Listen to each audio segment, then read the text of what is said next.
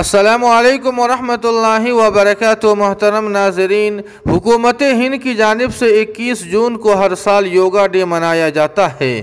آپ کو بتلا دیں کہ یوگا صرف ورزش ہی نہیں بلکہ ہندوؤں کے یہاں عبادت کا درجہ بھی رکھتا ہے اور ہندوؤں کے شعائر میں سے ہے۔ اس لیے اصل خبر سننے سے پہلے یوگا اور سوریہ نمسکار کے متعلق دارالعلوم دیوبند کا فتویٰ ملاحظہ فرمائیں۔ سائل نے سوال کیا کہ یوگا اور سوریہ نمسکار کرنے کی اجازت ہے یا نہیں؟ ہمارے اسکول میں یوگا ہوتا ہے تو میں کیا کروں؟ دارالعلوم دیوبند نے جواب دیتے ہوئے لکھا ہے کہ اسلام میں سوریہ نمسکار کی اجازت نہیں ہے، اس لیے کہ یہ عمل توحید کے منافی ہے۔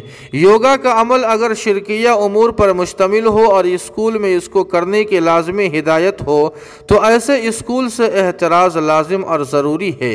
اور آپ جانتے ہیں کہ یوگا میں ہندوانہ مذہبی طرز کے اعمال اور شرکیہ اقوال کہے جاتے ہیں۔ مثلا یوگا میں لفظ اوم کہا جاتا ہے جو کہ ہندوؤں کے 3 معبودوں کا نام ہے، اس لیے مسلمانوں کے لیے اس کا کرنا جائز نہیں ہے۔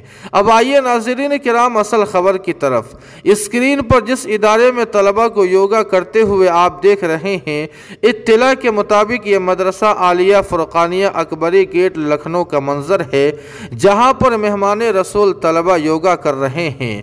آخر ناظرین کرام ہمارے یہ ادارے کہاں پہنچ گئے ہیں؟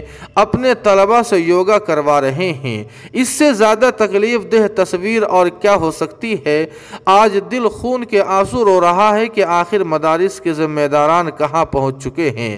اس لیے ہمیں ایسے شرکیہ اعمال اور افعال اور اقوال سے خود کو بھی اور اپنے طلبہ کو بھی دور کرنا اور پرہیز کرنا لازم اور ضروری ہے تاکہ اللہ کا نور ہمارے دلوں میں سما جائے۔ اللہ پاک صحیح سمجھ عطا